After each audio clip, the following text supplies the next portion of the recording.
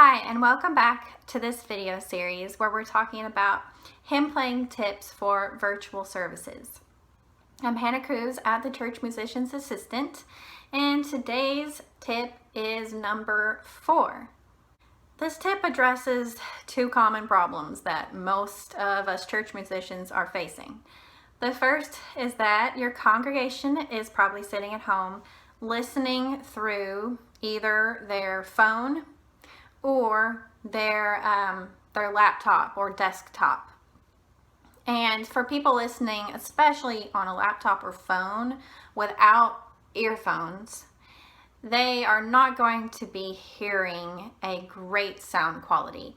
On those two types of devices, what you get is a lot of high end coming through and the low end sort of falling away, which is a shame. And if people were listening with earphones, they might pick up on more of that, but most people are not. So that's something to consider. And the second problem is that most of our churches do not have incredible sound equipment. And even if we do have incredible sound equipment, we may not always have the staff or the money to pay a specialist to come in to use that equipment to its fullest.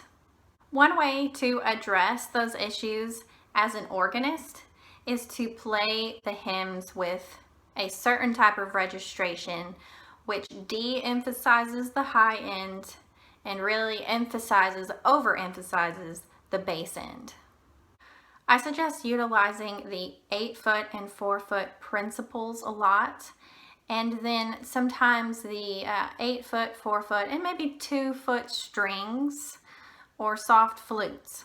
In the pedal, you can bolster that more than you would for a live service. So if it seems a little imbalanced with the manuals, that might be a good thing for the recording.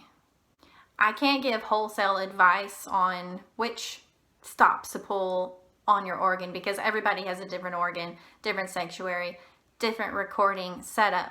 But I think overall, de-emphasizing the highs and increasing the lows through your registrations is a helpful thing and will make the recording sound better coming out of people's computers and phones. Avoid using the muddier stops such as the Celeste or the really complex mixtures. That type of stuff is hard to pick up on with recording equipment, and it's definitely not going to come through people's speakers as clearly as you think it might. Also remember that those luscious, smooth, subtle dynamic changes that are wonderful in a live service will probably not translate in the recording unless you've got incredible equipment and people are listening through earphones.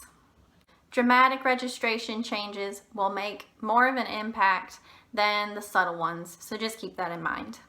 All right, that's tip number 4 done for today. Go click the subscribe button and the notification button so you'll be reminded of the final tip coming out tomorrow. Come back tomorrow and check it out. Bye for now.